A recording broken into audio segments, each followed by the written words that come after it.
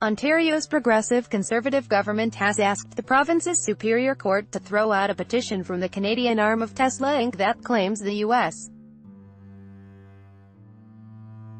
company has been treated unfairly in the government's cancellation of an electric vehicle rebate program.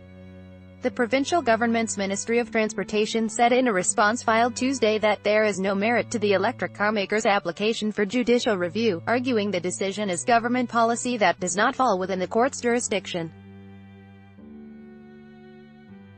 Tesla Motors of Canada said in its application that the decision by Premier Doug Ford's government to halt the program left hundreds of its customers no longer eligible for rebates they expected to get when they ordered their vehicles. Justin Tang, the Canadian press, while framed as a judicial review of an ostensibly administrative decision, the application is essentially an attack on a core policy decision made by Ontario's cabinet, it said in the court filing. Such a decision is not reviewable by the court and is not a basis to quash the decision. In July, the government announced the cancellation of the rebate program but said that incentives would be honored for vehicles ordered through a dealership if they are delivered and registered by Sept.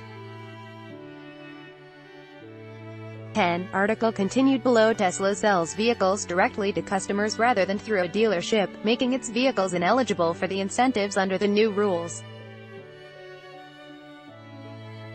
Tesla Motors of Canada said in its application that the decision by Premier Doug Ford's government to halt the program left hundreds of its customers no longer eligible for rebates they expected to get when they ordered their vehicles.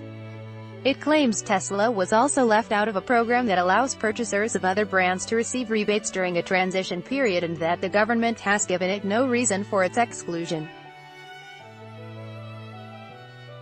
Read more. Tesla sues Ontario, saying it was singled out during cancellation of electric vehicle rebates. Investors doubt Tesla CEO Musk has money to go private. Tesla said the government's decision has already inflicted substantial harm on the company in the form of lost sales and potential damage to its reputation because it leaves the impression that Tesla may be singled out for future arbitrary treatment. Article continued. Bellevitte asked the Ontario Superior Court to quash the government's move.